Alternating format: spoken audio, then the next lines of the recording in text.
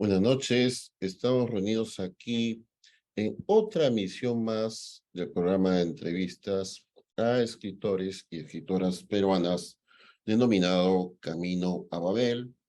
Camino a Babel en homenaje a un conocido poema de Blanca Varela y esta última emisión de la segunda temporada del programa Camino a Babel nos va a acompañar el poeta y amigo Carlos López de Gregori.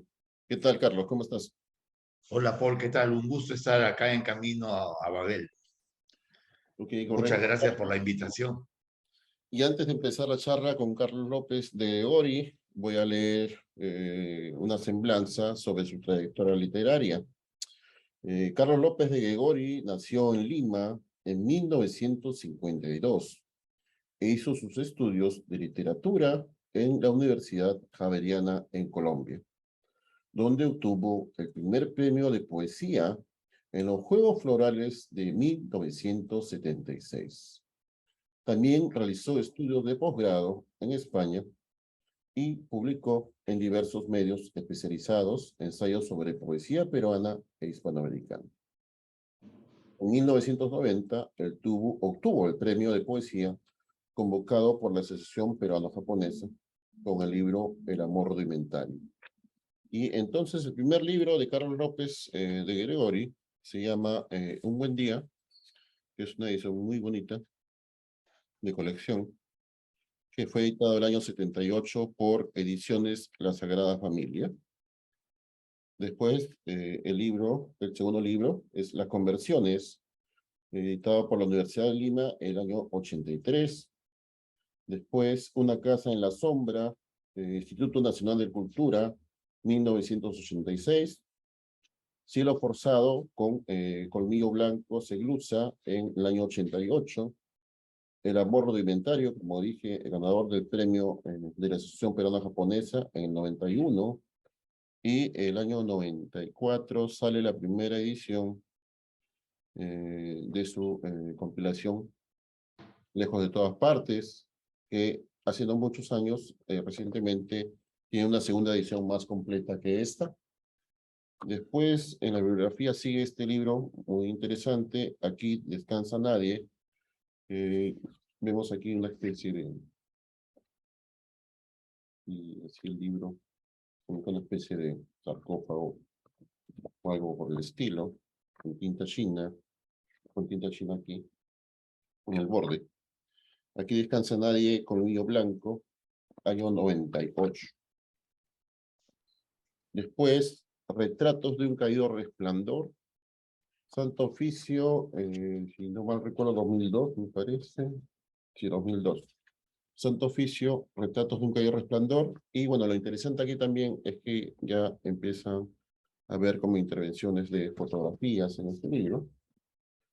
Después, el Fondo Editorial de la Católica, el año 2015, Flama y Respiración.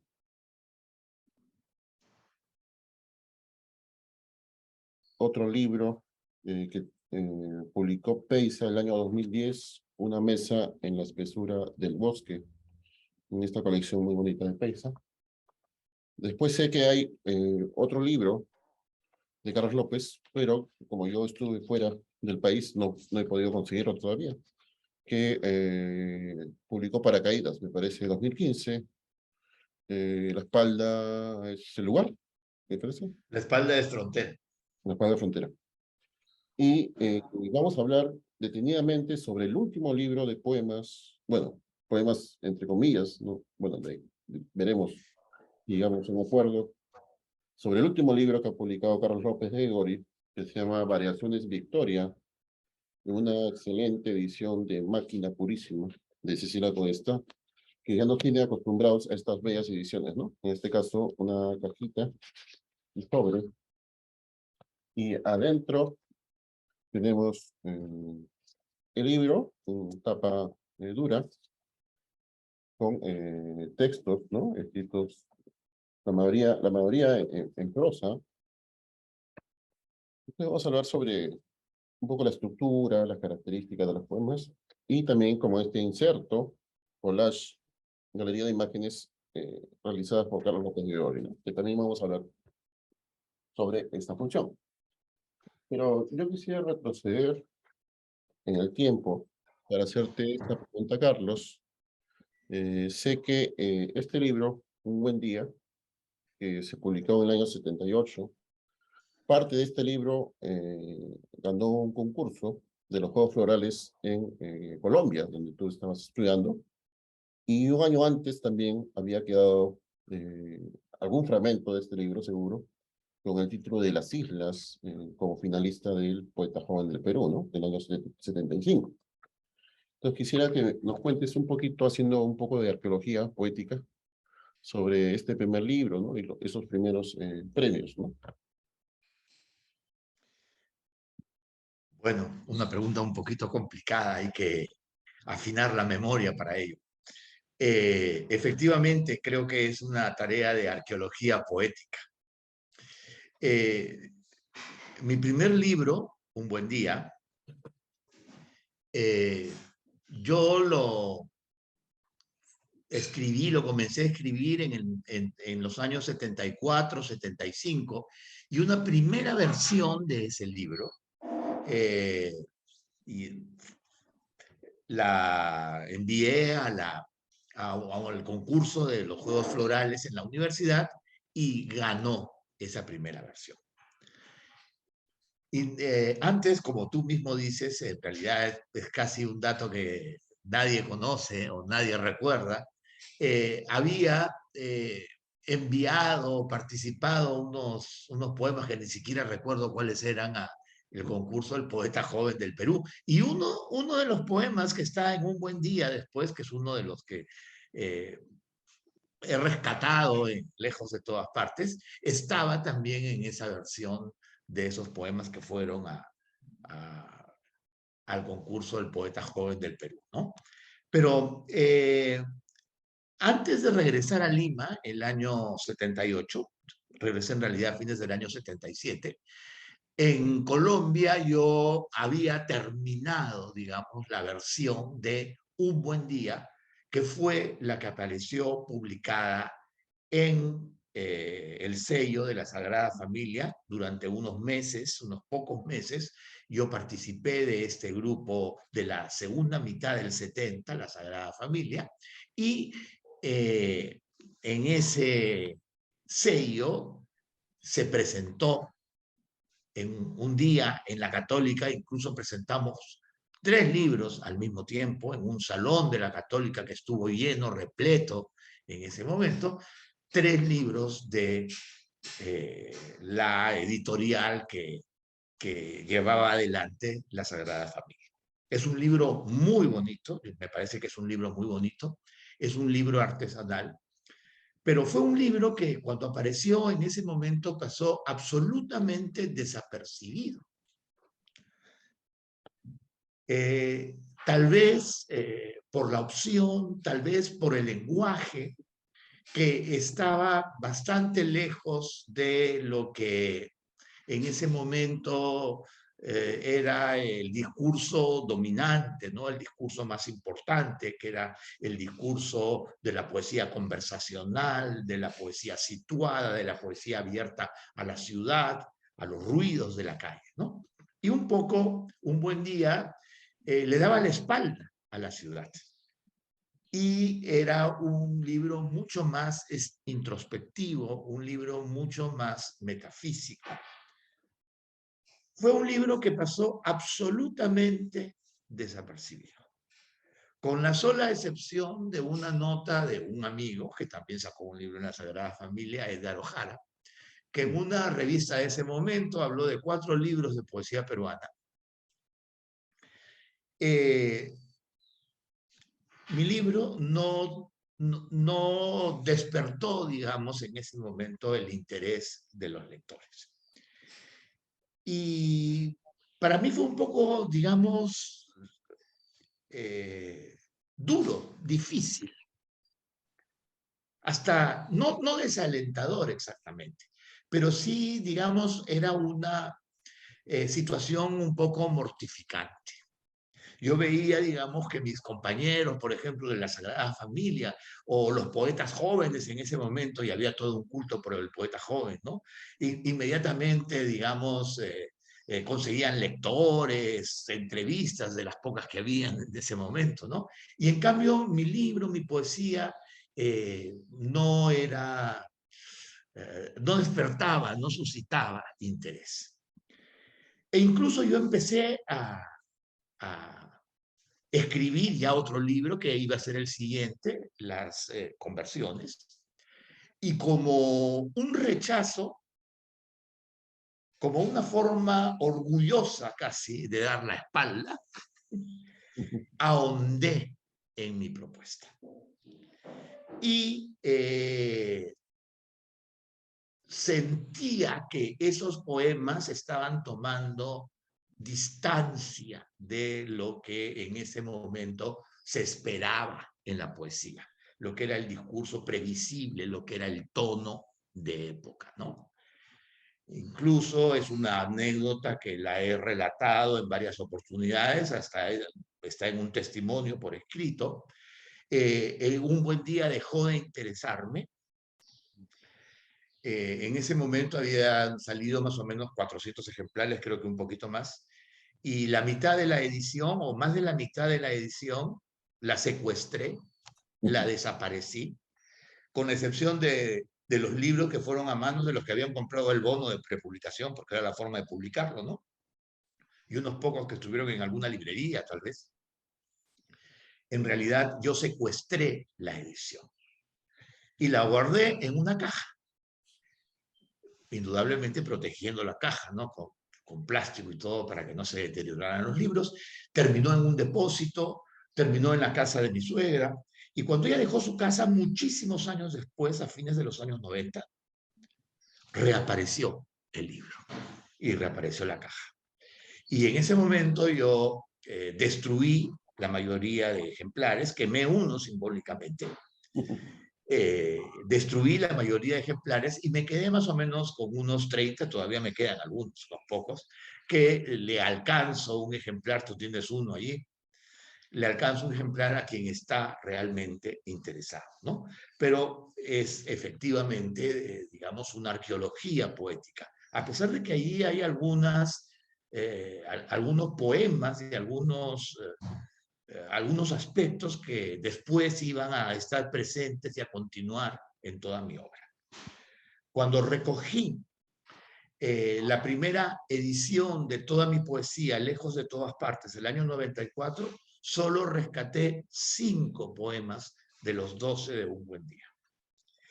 Y en la nueva edición de Lejos de todas partes, que es 1978-2018, 40 años de poesía, he sido más generoso, volví a leer el libro y ya no fueron 5, sino ahora son 8 los poemas que con algún leve cambio, fundamentalmente alguna aligeración, principalmente, están en la nueva edición de Lejos de todas partes, ¿no? No sé qué piensen y qué sientan los lectores si se acercan a ellos, ¿no?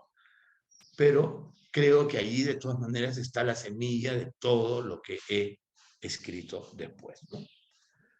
Correcto, Carlos. Y ya que mencionas este año 78, que me parece importante en ese devenir de la poesía peruana, porque no solo el año 78 sale este libro, Un buen día, sino que también sale el primer libro de José Morales Arabia, Tractáceas, también sale Perro Negro de Montalbetti, también sale el primer libro de Inés Cook, La ciudad ausente, un libro breve.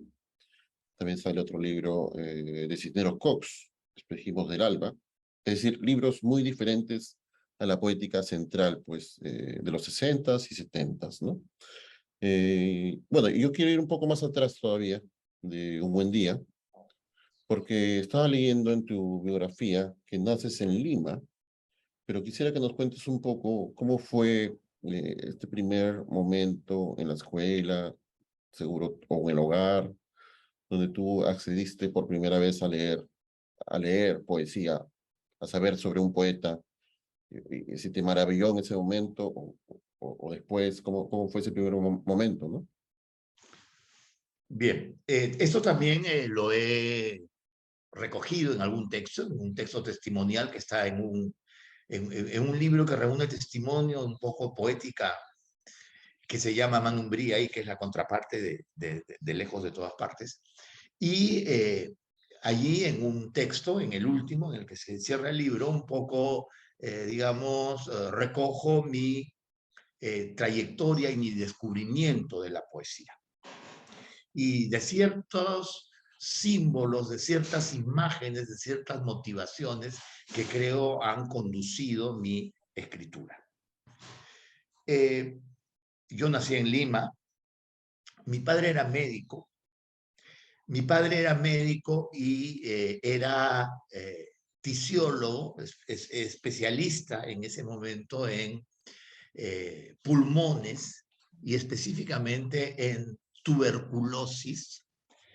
Y cuando yo era niño, 3, 4 años, mi padre se fue a trabajar al Sanatorio Infantil de Coyique, que en ese momento estaba en el campo, estaba rodeado, digamos, de zonas agrícolas simplemente, ¿no?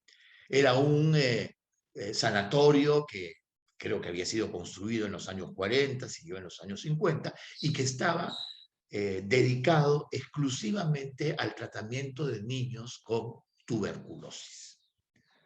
Entonces yo me trasladé a vivir al Sanatorio Infantil de Coyique, que en este momento es el Hospital Sergio Bernales.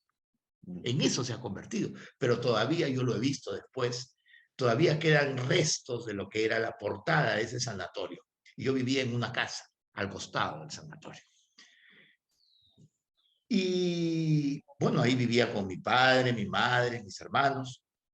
Y nos visitaba mi abuela, que iba, digamos, a pasar a veces fines de semana, se quedaba una semana. Y a mi abuela le gustaba mucho la lectura y le gustaba mucho la poesía. Y especialmente le gustaba la poesía modernista. Le gustaba Chocano, le gustaba Rubén Darío. Y yo me acuerdo que cuando era niño, unos 5 años, ella me leía poemas. Yo todavía no había aprendido a leer o apenas tendría, pues, digamos, una capacidad para descifrar algunas grafías, ¿no? Algunas letras. Pero ella me leía. Y para mí fue importante en ese momento oír, escuchar la sonoridad del lenguaje, ¿no?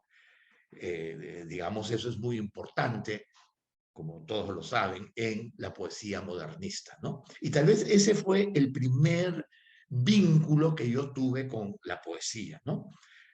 A mí también, desde niño, desde que aprendí a leer, me gustó muchísimo leer. Fui un lector apasionado. Leía fundamentalmente ficción. Leía las novelas de aventura, que eran las novelas previsibles en esa época, ¿no? Las de Julio Verne, las de Emilio Salgari, versiones tal vez infantiles de Moby Dick, de Robinson Crusoe, del Conde de Montecristo, ¿no? Todas esas novelas, esas historias. Y yo era un lector apasionado. Y además también había una colección de 20 tomos, que era el Tesoro de la Juventud. Y en el Tesoro de la Juventud, publicadas por esa editorial Jackson, 20 tomos verdes, me acuerdo, había de todo, ¿no? Había historias mitológicas, porque eran historias de la mitología, habían historias de aventura, habían, digamos, muchos textos de divulgación científica, habían cuentos, habían relatos, poemas. Entonces, digamos, esa lectura, esa pluralidad, esa miscelánea alimentó, digamos, mi acercamiento, mi gusto por la literatura, ¿no? Y me convertí en un lector, ¿no? Y desde ese momento, digamos, soy un lector permanente, ¿no? Pero todavía no escribía poesía. Empecé a escribir poesía así el último año de secundaria. Allí, digamos, ya un hecho, un golpe, digamos, un poco existencial fue el que me llevó, me empujó a escribir poesía, ¿no? Correcto. Correcto, Carlos. Qué interesante saber esta historia que, como nos cuentas, está en otro libro, ¿no? De prosas. Y bueno, yo quisiera también preguntarte en este mismo hilo, si es que justamente esta idea de tu padre como médico influyó en ti, porque estaba leyendo en el último libro, en Variaciones Victoria, donde tú mencionas que querías en primer término estudiar medicina y no ibas a letras, sino a medicina primero, ¿no? Y quisiera preguntarte por eso, ¿no? Eh, bueno, cierto, creo que eh, la enfermedad ha vivido a mi lado, por lo menos en esos primeros años, no como enfermo, Ujú. pero sí, digamos, como una especie de guardián, de vigilante de ese mundo entrópico que es el mundo de la enfermedad, ¿no?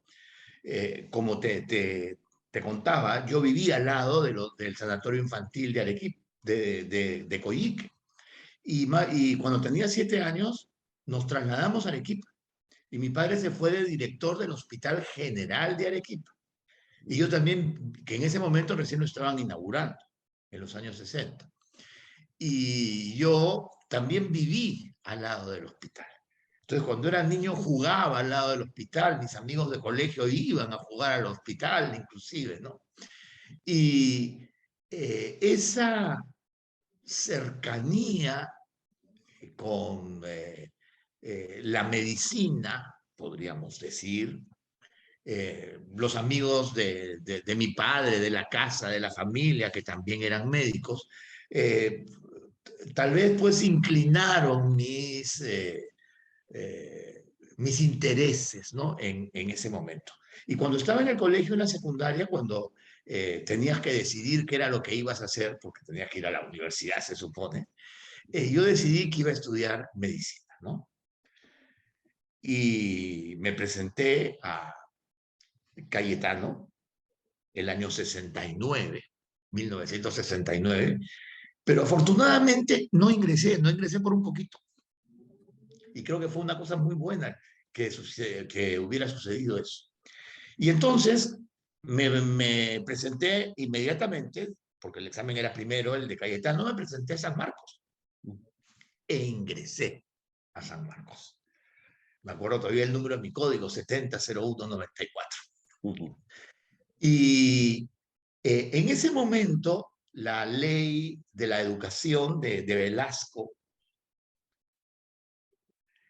había modificado, digamos, la formación en la universidad.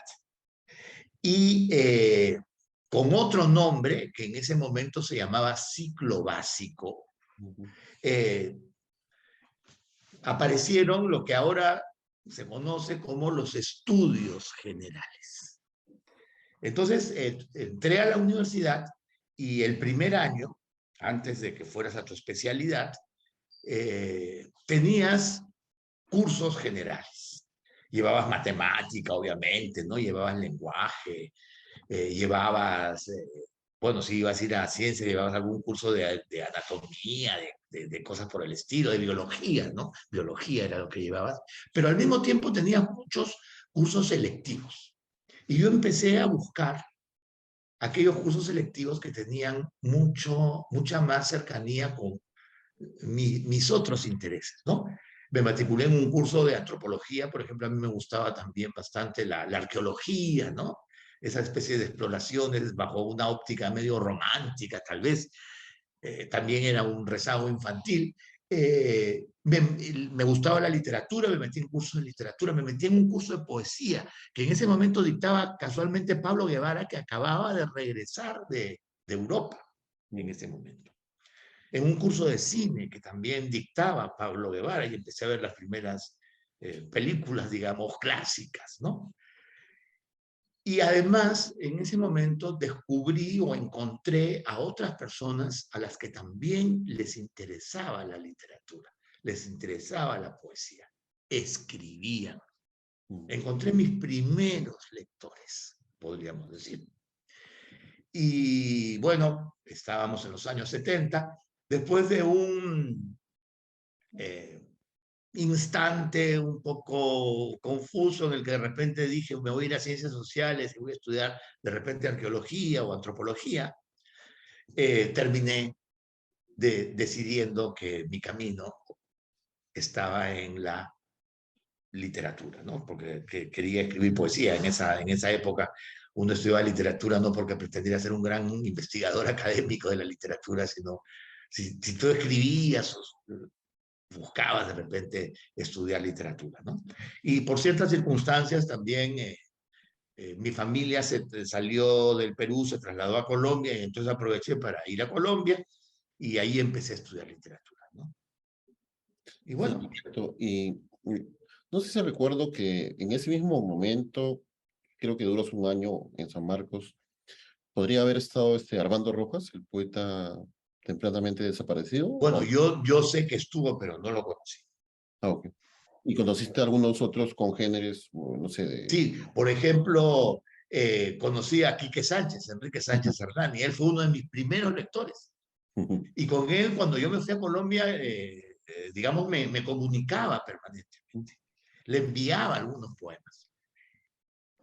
Él, bueno, si bien se matriculó en sociología, porque él siguió en ciencias sociales, eh, en realidad él fue uno de mis primeros lectores y él le entregó a Marco Martos, que tenía la revista Hipócrita Lector, los primeros poemas o algunos de mis primeros poemas que yo le enviaba y que consideraba más publicables, entre comillas. Bueno, indudablemente no sé qué tan buenos sean, ¿no? Y aparecieron mis primeros poemas publicados en un número de Hipócrita Lector.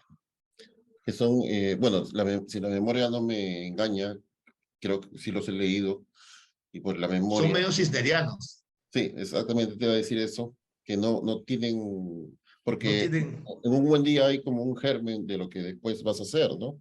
Como tú sí, dijiste, pero la esos no. radicalización, ¿no? Pero en ese momento, que es yo creo el año 74 por ahí, Claro, esos eran poemas anteriores, inclusive. claro, Poemas entonces, del 72, 73, tal vez.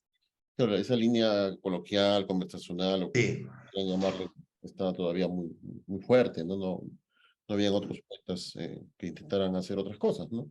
Como visto después. Eso sucedió cuando leí Como higuera en un campo de golf, que es un libro que me parece buenísimo. Y es un libro que me gusta muchísimo, a pesar de que está distante en mi poesía. Es un libro que aprecio mucho. Sí, sí, sí, bueno, esa es la etapa, a mí también me parece esa etapa de Toño Cisneros la más fuerte, la más importante para mí. Pero yo ahora quiero hacerte esa pregunta, ¿no? Tú vas a estudiar a Colombia y bueno, antes de conocerte yo charlaba con unos amigos y decimos, pues claro, Carlos López tiene otra forma de poetizar porque se formó en Colombia, pero bueno, no lo sabemos si a ciencia cierta Colombia fue decisivo en el estilo que tú haces. Bueno, ahora sabiendo un poco esto de la influencia del padre y de la forma como viviste al lado de la enfermedad que tú dices, porque en muchos de los poemas está esa idea, ¿no? De la peste, de la enfermedad, está rondando Sí. varios poemas. Pero quisiera hacer esta pregunta específica. Bueno, ya habiendo pasado tantos años, ¿cómo aquilatas esa experiencia en Colombia en el sentido de la poesía que pudiste leer en Colombia? Me imagino, pues, no sé, Álvaro Mutis ya era un poeta reconocido, ¿no? Entre otros poetas, ¿no? Pero si te sirvió en algo para hacer tu propio estilo, al que tú le llamas lejos de todas partes, ¿no? Bien, en Colombia también un poco estuve a contracorriente. Cuando yo llegué a Colombia, estaba despidiéndose, digamos, del lugar central el nadaísmo. Y el nadaísmo tiene una mezcla entre el existencialismo y la poesía de los beatniks, Ujú. más o menos.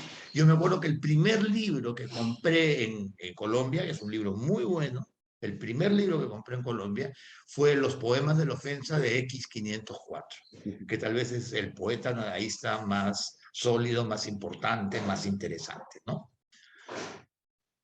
El nadaísmo en ese momento todavía tenía mucha fuerza y estaba apareciendo en ese momento lo que después se conoció en el proceso de la poesía colombiana como la generación sin nombre.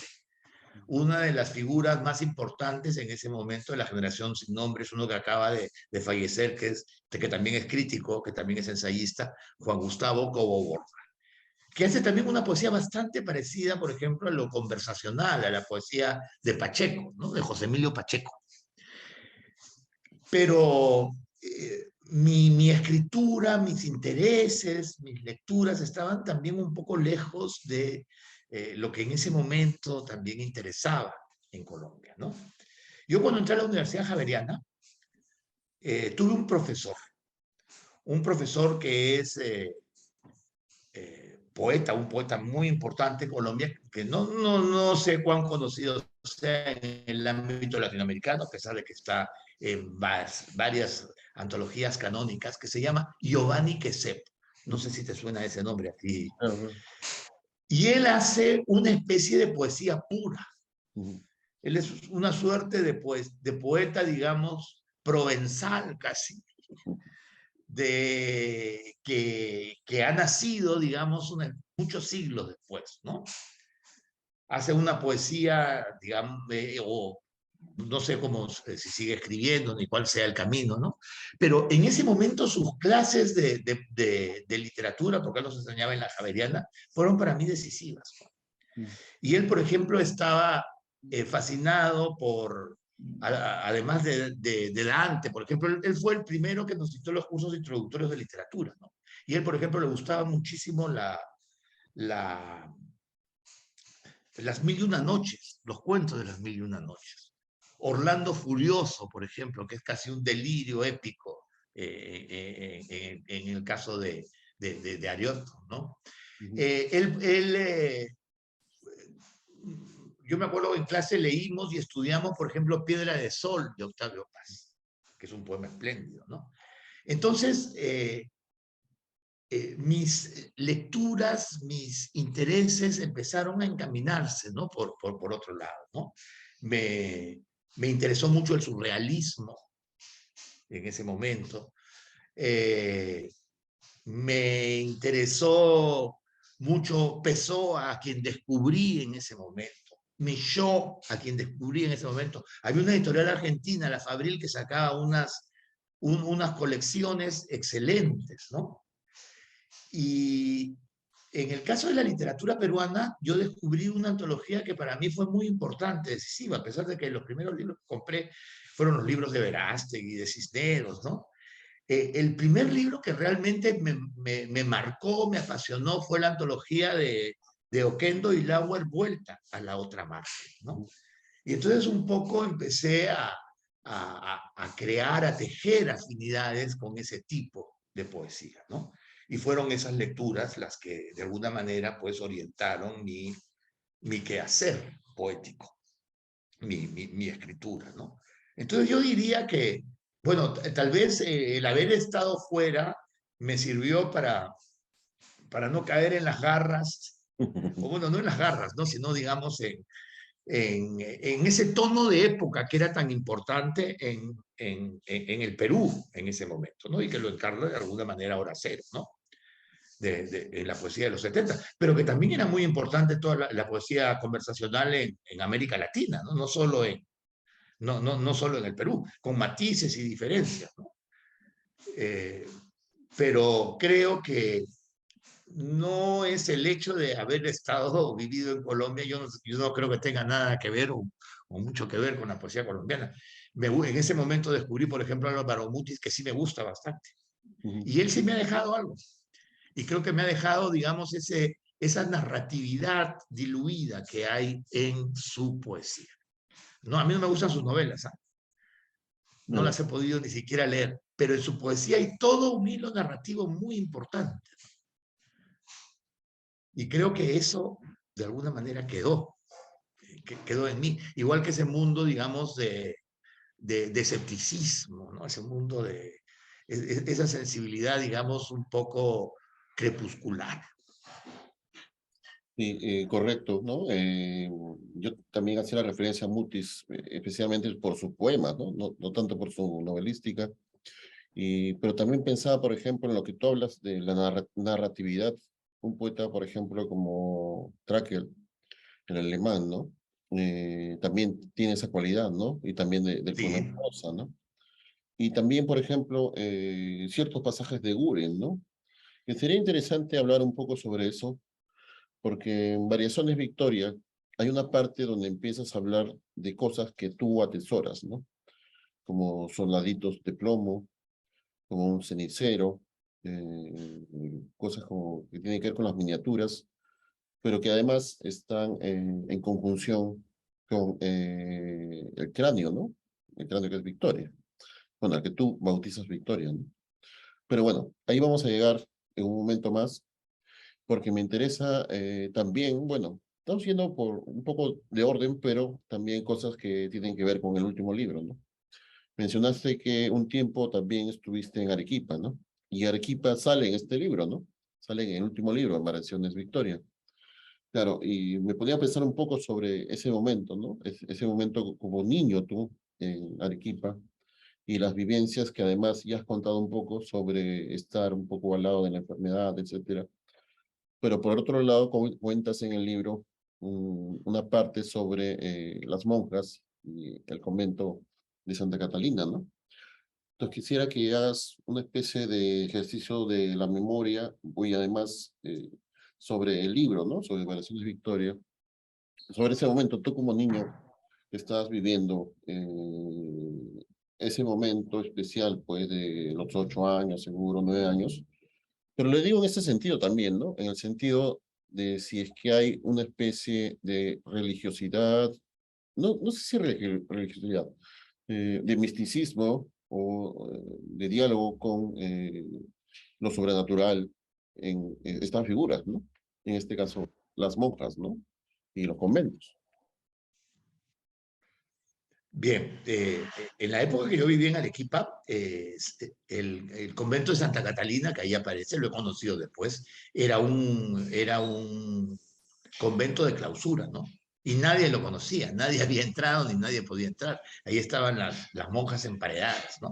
Ujú. Recién lo abrieron después en los años 70 y yo lo he conocido cuando ya fue abierto al público en algún viaje que he regresado después. He vuelto a estar, por ejemplo, hace unos pocos meses, en agosto, he estado otra vez en Arequipa y he vuelto al convento de Santa Catalina, ¿no?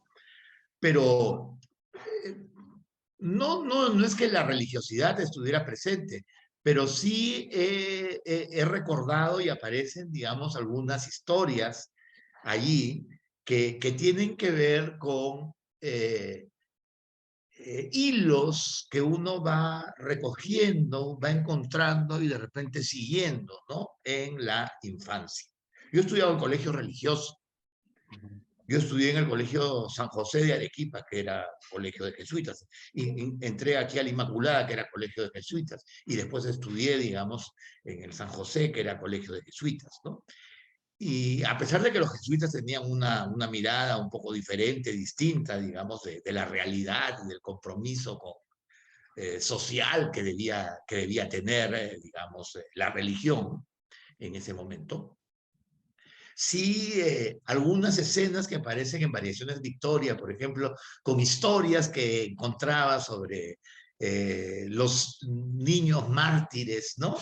Esas historias que estaban en los libros de lectura y que yo las recuerdo claramente, ¿no? O las iglesias de Arequipa son bellísimas, ¿no? Y siempre te impresionan, ¿no? Entonces, esos elementos creo que sí han creado una especie de paisaje, de atmósfera, de imaginario, ¿no? En, eh, en, en mi infancia, ¿no? Por ejemplo, haciendo recuerdos, ¿no? Ahora, cuando escribía Variaciones Victoria, reapareció un mendigo que estaba en la puerta de la iglesia de la Merced. A mí me hacían ir a misa a veces los domingos, ¿no? Sí, tenía que ir a misa. Te estoy hablando cuando tendría pues 8, 9, 10 años, ¿no? Íbamos los domingos a misa. Y recuerdo, por ejemplo, un mendigo que no tenía nariz y que era ciego, además, y que aparece mencionado en Variaciones Victoria, ¿no? Yo lo asociaba en ese momento con esa enfermedad bíblica terrible que es la lepra, ¿no? Pero no era lepra, sin duda, sino que tenía la nariz probablemente carcomida por la uta, ¿no? y era ciego además, y a mí me impresionaba, digamos, esa visión de una persona sin nariz, con unos lentes inmensos, oscuros, anticipando, digamos, lo que es la forma de un cráneo después en, en la puerta de la iglesia, ¿no? Entonces, esas imágenes han reaparecido en este momento. Durante muchísimos años yo he sido agnóstico, dejé, digamos, mis vínculos con la religión antes de terminar el colegio, y ahora al final, ahora con la escritura de Variaciones de Victoria, ha renacido una especie, yo no diría de religiosidad, ¿no? Pero una especie de mística o de contramística, y una búsqueda de repente de alguna clave trascendente en las cosas. Yo creo que Variaciones de Victoria no es solo un libro, digamos, sobre la muerte, sobre el fin, sobre las postrimerías, vanitas, simplemente, sino creo que también es una búsqueda de una especie de explicación, de trascendencia, de sentido de la existencia, ¿no? Y entonces han reaparecido estas imágenes, ¿no? Estas imágenes que estaban enterradas en las experiencias infantiles, ¿no? Justo de lo que estás hablando ahora, yo marqué aquí Pero una... yo soy una especie de pagano, ¿no? Si tengo una religiosidad en este momento, es una religiosidad panteísta en última instancia. Sí, por eso yo también dudé en decir religiosidad, ¿no? No creo que es una palabra adecuada para describir lo que Pero hace. yo lo dije en la presentación. Para mí el universo es como una especie de ser vivo que apareció en el Big Bang. Es un ser vivo. Además hay toda una analogía, ¿no? Que incluso viene, digamos, de los neoplatónicos, los gnósticos, etcétera, esa equivalencia entre el ser humano y el universo, ¿no? Y el universo es como un ser vivo, y tú eres parte de ese ser vivo. Si quieres llamar a ese ser vivo, que es el universo, Dios, está bien, eres una parte y al final vas a extraviarte, vas a perderte en ese todo o en esa nada que hay ahí, ¿no? Sí, y sobre estos temas que estás mencionando, yo me quedé pensando en esto, ¿no? Esto 30, bueno, habría que contar a nuestros amigos y amigas que el libro tiene 32 textos, porque sigue una estructura, ¿no? Que es de variaciones Goldberg, ¿no? Que es, 30 variaciones, no sé cómo se llama la que abre y la que cierra, ¿no? Son Es, 32. es, es el canon que abre, que es, digamos, la melodía central, 30 variaciones y otra vez el canon al final en otro ritmo.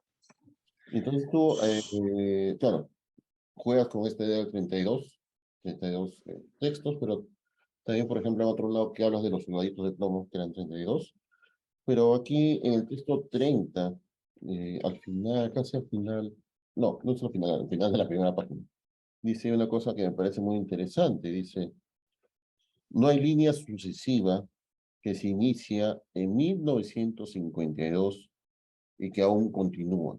Bueno, 1952, el nacimiento de Carlos López, que se inicia en 1952 y que aún continúa. Hay un círculo, un bucle, una maraña, un enjambre. Porque, claro, yo venía pensando que este libro, que además, cuando hablemos de los collages, yo creo que también se va a ver un poco ahí, tiene una cuestión con el tiempo, pero además yo estaba mirando el tiempo al nivel de que hay un subtexto ahí abajo, que yo creo que no sale mucho, porque al parecer las referencias son más que nada de Europa, pero hay ciertos momentos en que yo creo que sale la historia del Perú, ¿no? En el sentido de los huesos, ¿no? De estos huesos que se encuentran, de dónde vienen, que sale por un breve momento, ¿no? Pero también Sí. la idea de en dónde estamos parados, ¿no? Si estamos en un presente, en un futuro que se puede entender como presente o como pasado, etcétera. Hay un juego de eso, ¿no? Entonces, y además hay un subtexto que para mí es importante, que es una película con la figura de El eh, doctor Borg. el doctor Borg. Es Las fresas salvajes de Bergman. Entonces, claro, hay una problematización sobre esto, sobre el tiempo, pero que a la vez yo creo que no es una experiencia gozosa, pero tampoco es una experiencia sufriente, pero no sabría cómo llamarle, ¿no? A esta experiencia del tiempo, ¿no? ¿Cómo sería? ¿Un tiempo dislocado? ¿Un tiempo Eh, discontinuo? yo creo que es un laberinto o una superposición de tiempos. Eso es lo que uno observa en estas variaciones victorias, ¿no? Eh, hay varios textos en los que se hace referencia al tiempo. Yo siempre he sido un obsesivo del tiempo a nivel, digamos, de medirlo, de controlarlo, ¿no? De estar, de regular, digamos, las actividades o las acciones con el tiempo. Me gustan los relojes, por ejemplo, ¿no? Me gusta el paso del tiempo, los relojes. Tengo en mi estudio también por ahí un reloj de arena y me gusta verlo, a veces lo volteo y me gusta ver pasar, ¿no? La arena, tengo tres, ver pasar la arena, digamos, como el paso del tiempo, ¿no? Y ver, han pasado, digamos, 10, 15 minutos, que es lo que demora pasar de una de las esferas a la otra, ¿no? En el que tengo en mi estudio. Entonces yo sí creo que uno de los hilos importantes en este libro, en Variaciones Victoria, es el tiempo, ¿no? El otro es la muerte, la memoria, ¿no? Pero yo creo que memoria, muerte, tiempo, la pregunta decisiva, ¿no? ¿Qué hacemos aquí? ¿Por qué estamos aquí?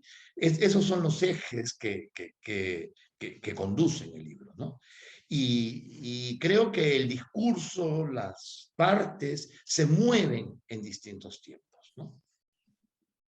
Y hay una serie de referencias que tienen que ver también con el tiempo, ¿no? Yo tengo un libro que me gusta a mí mucho, uno que se llama El hombre y el tiempo. Es un libro bien bonito, grande, publicado por Aguilar a fines de en los años 70. Y es de un dramaturgo inglés, Priestley. Y en realidad, digamos, es un libro de divulgación sobre lo que es el tiempo, y te habla del tiempo astronómico, del tiempo mítico, del tiempo interior, etcétera, ¿no? Por ejemplo, allí yo leí por primera vez una historia que se menciona, ¿no? De Michel Cifré, uno que se encerró, digamos, en una cueva, ¿no? Y me acuerdo que él relata esa anécdota para, para un poco mostrar cómo el tiempo fundamentalmente es algo, una construcción subjetiva, ¿no? Del ser humano, ¿no? Que es el tiempo interior, ¿no? Lo que se llama la duración, que también fue, digamos, explicada por Bergson después, ¿no? Pero esas historias, esas referencias van apareciendo, han quedado, digamos, también ahí enterradas en mi experiencia y han reaparecido cuando escribía el libro, ¿no? De la misma manera que apareció, por ejemplo, reapareció ese mendigo que yo veía en la puerta de la iglesia de la Merced en Arequipa, ¿no? También lecturas o ciertos poemas. Entonces, todos estos elementos van tejiendo. Yo creo que en el caso del tiempo hay una especie de simultaneidad, ¿no? Y nosotros estamos ahí, ¿no? Y A pesar de que el tiempo existe. nos hablas de Voy a tener lo, que volver a leer a Borges y leer su nueva refutación del tiempo, ¿no? nos estás hablando un poco de lo que reaparece, pero también habría que hablar sobre lo que está, o digamos de otra manera, lo que te acompaña, ¿no? Lo que te acompaña, lo que está a tu lado, ¿no? Texto número 4 dice: que han pulverizado los objetos que has reunido en tantos años. Mueren tus soldados de plomo, que por una secreta simetría son también 32. Cuela carcomida la sirena alada de madera que te obsequiaron. Se desvanecen las letras de tus libros, los trenes que silban en tus túneles oídos, las arañas de organza, el pequeño esqueleto de tu caja de música, ¿no? Bueno, es decir que todos estos elementos y además sabemos que eres coleccionista de libros, pero bueno, de los soldaditos de plomo también, lo que hemos podido visitarte en tu biblioteca también hemos visto. Pero ¿qué otras cosas más atesoras? Bueno, yo soy un poco acumulador, así, si encuentro algunos objetos que en algún momento me agradan, significan algo para mí, allí están, ¿no? Tengo más de 32 soldaditos de plomo, ¿ah? Creo que son 40 y pico, pero digamos por razones literarias será conveniente reducirlos a 32, igual que son la cantidad de dientes que tenemos, ¿no? Y que también tiene que ver con las variaciones de Goldberg, son esos azares que van surgiendo, ¿no? Pero, pero sí, efectivamente. Y esa destrucción, ese deterioro que van sufriendo las cosas, los objetos, nos muestran que a pesar, digamos, de ese tiempo sucesivo, a pesar de que tú lo niegas, está allí. Sí, y en otro lado también hablas sobre Guren, y quería preguntarte por eso, porque Eguren pues también era como el retrato miniatura, ¿no? La Sí. famosa cámara de Guren, ¿no? Y estoy tratando de buscar el texto de Guren, pero no lo encuentro, no sé dónde está. Hay uno, sí, hay uno en el que se menciona, Sí, de Peregrín, que es es un recolector, esos recolectores de esos recicladores. ya. Sí, porque justo las referencias específicas a poetas peruanos, en este caso es Guren, y por el otro lado Valdelomar, ¿no? Y Valdelomar, hay un texto que es el 29, me parece. Que Valdelomar tenía un cráneo Sí, justamente por eso, que se llamaba Omega. Tiene un artículo, un ensayito, un texto dedicado a Omega. sí, justo lo que mencionas tú, ¿no? Este acompañamiento que también ese cráneo le hace, ¿no? Que es una forma de protección, ¿no?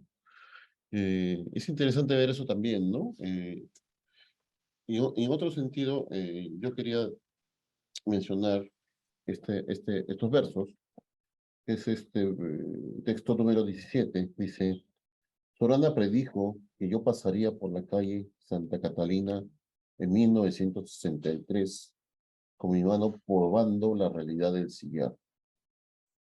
Más abajo dice, vaticinó que recorrería el convento de nuevo en 1973, en 1994, en el 2019, ¿no? Bueno, ya nos has hablado un poco de tu biografía sobre eso, pero no solo aquí, ¿no? En Variaciones Victoria, iba a decir Variaciones Goldberg, en Variaciones Victoria, no solo ahí, esta especie de profetización, ¿no? En muchos otros poemas anteriores también existe eso, ¿no? ¿Hay alguna forma de explicar eso? ¿O solo se genera en el poema? Sale en el Yo poema. creo que yo creo que se generan en el poema. No son, digamos, no obedecen a una intencionalidad, no son mecanismos que genero adrede, ¿no? Sino simplemente aparecen, ¿no? Claro, es como, En algunos poemas está una especie de adelanto, de anticipación. Por como- ejemplo, en ese momento recuerdo uno que se llama La Cita, que está en la última parte de la primera edición de Lejos de todas partes, en donde estoy, digamos, adelantándome. El poema fue escrito a comienzos de los 90, pero estoy adelantándome a lo que va a ser el fin de ciclo, casi como una especie de profecía. sí, correcto. Y son como, más bien, como que esas cosas hayan al poeta, ¿no? Son como, no son cosas buscadas, como tú estás diciendo, ¿no? Sino, Yo en el caso de la poesía, la creación poética en mi caso tiene bastante, digamos, de oscuro, ¿no? Yo no sé a dónde llega el poema. El poema solo va marcando su camino y el poema al final te muestra hasta aquí he llegado y no sabemos exactamente qué es lo que se halla en ese final, ¿no? Yo creo que esa zona de niebla, de ambigüedad, es muy importante en todos los poemas casi que yo he escrito, ¿no? pues,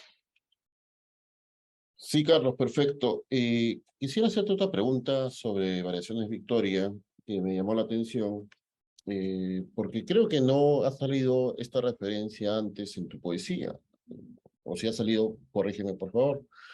Dos veces aquí se mencionan dos haikus, ¿no? Uno de Isa y otro de Bacho, me parece. Y quería Sí. preguntarte sobre eso, ¿no? Creo que antes no se había notado que eras un lector de la poesía oriental, ¿no? Y que nos cuentes un poquito sobre eso. Bueno, en realidad no es que sea un gran lector de la poesía oriental, ¿no? Pero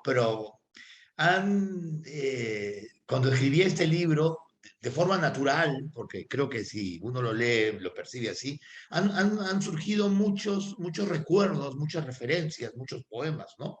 Y entre ellos estos dos que a mí siempre me han impresionado bastante, ¿no? Uno, el del caracol, ascendiendo al Fujiyama, que lo recordé, digamos, cuando en uno de los fragmentos aparecen casualmente los caracoles. La concha del caracol, digamos, te remite o establece una analogía con el cráneo. Y el otro, que está jugando con lo que es el canto, el grillo, ¿no? Y el héroe muerto, el yelmo, ¿no? Pero no es que sea, digamos, un conocedor, ¿no? De poesía oriental, ¿no? Aquí han surgido, digamos, muchos recuerdos, ¿no? Muchas referencias. Y creo que es un libro que efectivamente está cargado de bastantes referencias. Y es lo que permite el poema en prosa. El poema en prosa, digamos, es un discurso que se nutre, ¿no? De muchos niveles, de muchos registros, por lo menos para mí, tal como lo concibo, no como una prosa poética, ¿no? Sino como un discurso flexible, abierto, que rompe los géneros. Para mí es un poema, es un solo poema dividido en 32 partes, o un poema que se va moviendo, ¿no? Casi una deriva, podríamos decir.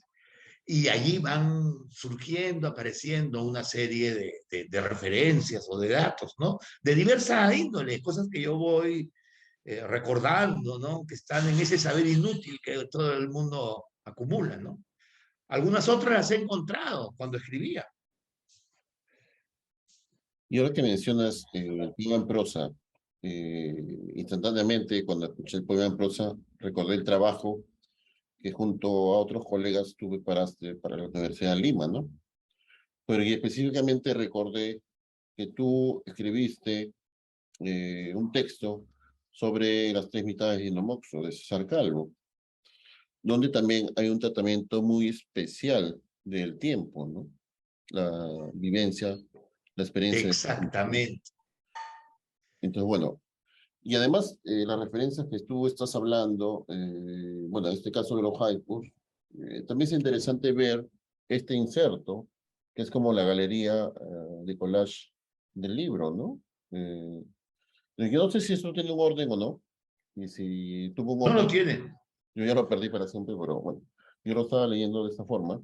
Eh, por ejemplo, aquí hay un Un insecto, grillo. un grillo, Ahí está, y, ahí está Bach. ¿no? Desde la aparición de Goldberg, ¿no? Donde toma un poco el motivo, ¿no? Y estas calaveras, como hemos dicho, Victoria es una calavera que una persona dedicada a la medicina le obsequia a Carlos López de Gueroy, ¿no? Y que él conserva, ¿no? En su biblioteca. De eso habla un poco el libro también, ¿no? De un poco cómo este personaje, bueno, este cráneo llamado Victoria, eh, no sé si vigila, pero mira al que entra a la biblioteca, bueno, en este caso Carlos López, ¿no? Que es su biblioteca personal, ¿no? Bueno, estos collages son obra de Carlos López de Gregori, ¿no? Como había enseñado en otros libros, habían intervenciones también de algunas fotos, ¿no? Ok, estamos llegando ya casi a la parte final del programa, de este último programa de la segunda temporada, pero no quería dejar de preguntar sobre un poema que me llamó la atención, A ver si lo puedo encontrar. Sí, es el poema 20. Entonces, yo venía pensando en esto, ¿no? Porque, bueno, he leído bastante de la obra de Carlos, no todas, me faltan algunos seguro, los más recientes, que no se pueden conseguir en el extranjero. Eh, pero como él dijo también, ¿no? En su poesía se puede detectar una especie de narrativa, pero fragmentada, es decir, no es una narrativa, pues, clásica de una novela, ¿no? De un cuento lineal, ¿no? Pero en ese otro sentido venía pensando, eh, porque, bueno, diálogo con otros poetas, donde la pregunta sobre lo peruano, o, bueno, no sé cómo decirlo ahora, ¿no? Ya esa pregunta es como de hace un siglo, ¿no?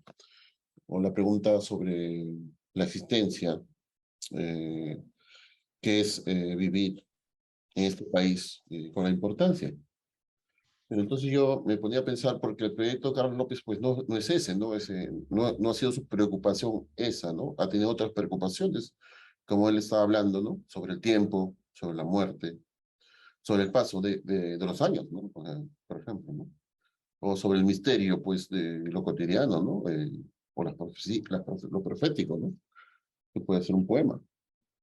Pero acá en el texto 20 dice, huevos en sus pequeños nidos de cartón, huevos innominados, huevos que son nombres comunes, la indiferencia, huevos que no son nombres comunes ni propios, nombres de tantos peruanos que buscan sus huesos. Claro, y bueno, instintivamente uno puede hacer hilaciones con la realidad, pues, con la realidad del conflicto armado interno, y con otras obras que han tratado sobre eso, ¿no? Por ejemplo, La diosa de Cucho, de Julio Ortega, por ejemplo. Pero no solo esa obra, ¿no?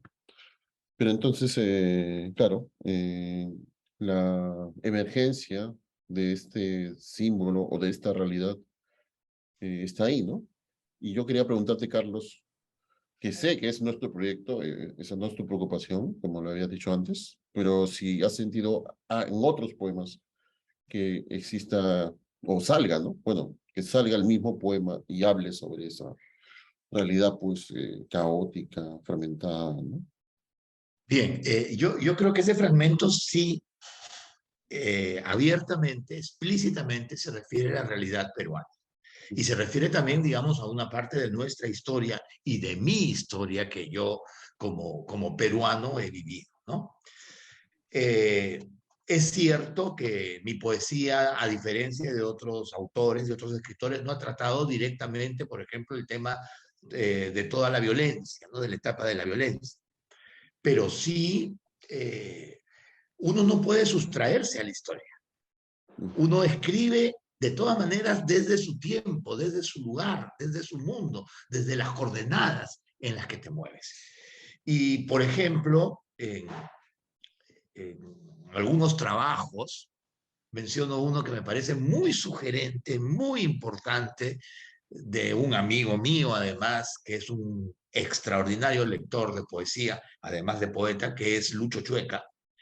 Él, que además ha trabajado muchísimo la poesía, digamos, de este periodo de los 80, los 90, ¿no?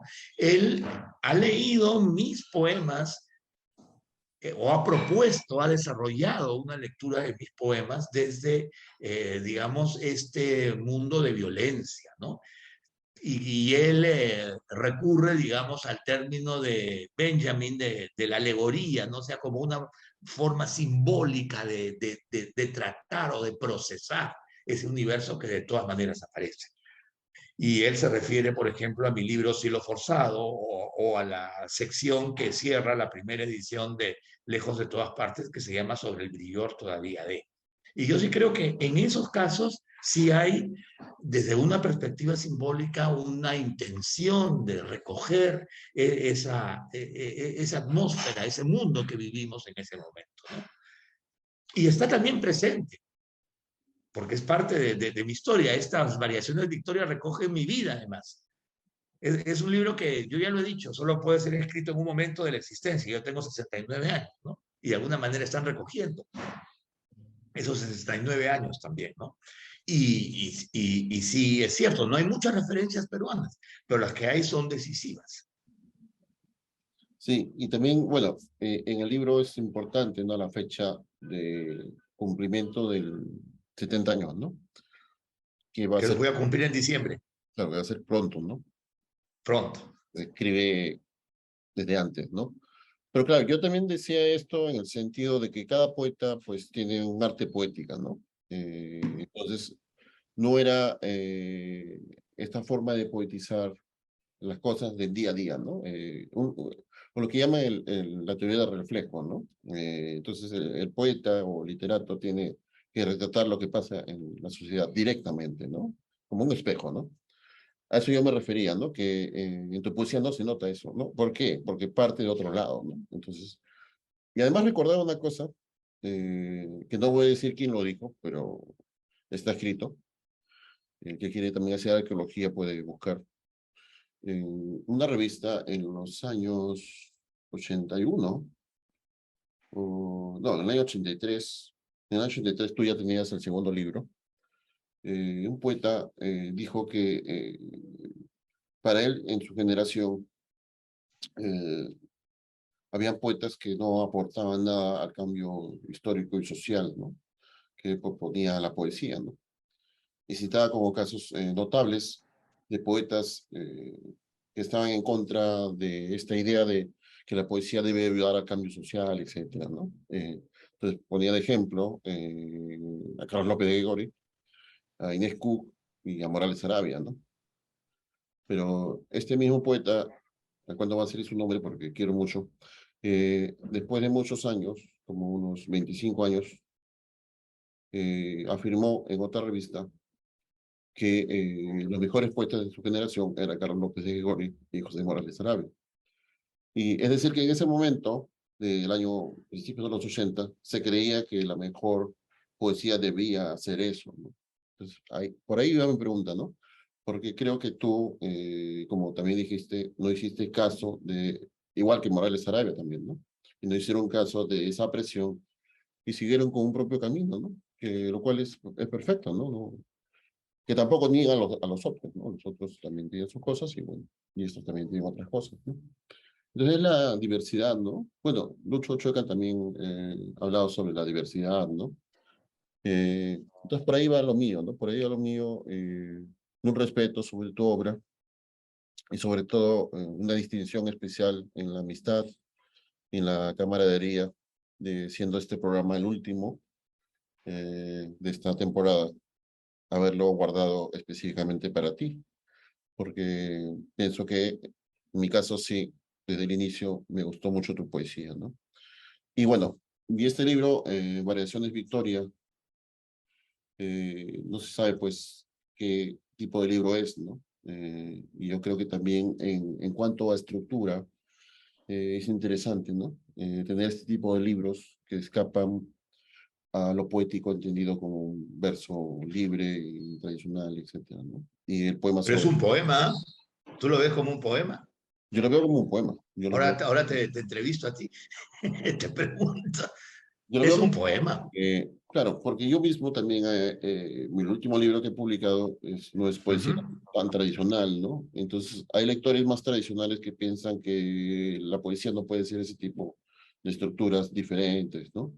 Y eclécticas. Y bueno, para mí, que yo soy más abierto en ese sentido, me parece que esto es un camino muy válido, tan igual como los otros que hacen libros muy tradicionales y clásicos, ¿no? Y también ese es tu camino, pero hay muchos más caminos, ¿no? Y cada uno es libre de estar en los caminos que quieran, ¿no? Que nadie le imponga nada, ¿no? Entonces, bueno, es la libertad de la poesía, ¿no? La libertad, la poesía es el campo de la libertad, como se dice, ¿no? Pero bueno, hay que ejercer esa libertad también, ¿no? No es cuestión de decir nada más. Y bueno, Carlos, ya estamos llegando a la parte final y yo quiero agradecerte, pero quiero también agradecer a todos los escritores que han estado entrevistados en esta segunda temporada del programa Camino a Babel. Y quiero mencionarlos rápidamente, ¿no? Muchas gracias a Enrique Sánchez Hernani, a Lenin David Pérez García, a César Ruiz Ledesma, a José Carlos Irigoyen, a Isabel Sabogal, a Úrsula Alvarado, a Alejandro Susti, a Lady Loaiza, Dina Ananco, Santos Morales Aroní, Willy Moreno Tineo, Fabiola del Mar, Luis Pacho, Henry Córdoba, Ana Varela, Jimena López Bustamante, Ana María Falconi, Laura Rosales, Caruracmi Puririnay, Miguel Ildefonso y Carlos López de Gregorio. Así que esta ha sido la segunda temporada del programa de entrevistas Camino a Babel. Y Carlos, te dejo un último momento para unas últimas palabras de despedida para nuestros amigos y amigas que nos ven ahora y que nos verán en el futuro también. Bien, muchísimas gracias, Paul, por esta conversación, porque me has permitido, digamos, explorar mis recuerdos y un poco tratar de encontrar los hilos que están en este libro, Variaciones Victoria, ¿no? Muchas gracias a ti, un programa muy interesante y esperamos y espero yo y espero con todos tus oyentes que un nuevo ciclo pronto regrese, ¿no? Y que siga este camino a Babel, ¿no? Ahí están todas las lenguas y todas las voces confundidas en Babel, siempre. Sí, es cierto, Carlos. Muchas gracias a ti. La intención es volver el próximo año. Bueno, si todo va bien, volveremos. Y bueno, y no quiero dejar pasar el momento también de agradecer a Catherine Medina Rondón, productora del programa, y Úrsula Alvarado, que últimamente también ha estado apoyando en la producción del programa. Así que ahí hasta un gran abrazo.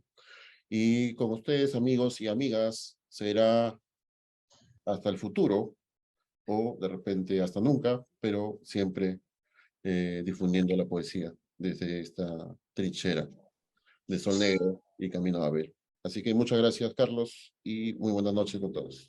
Muchas gracias, Paul. Buenas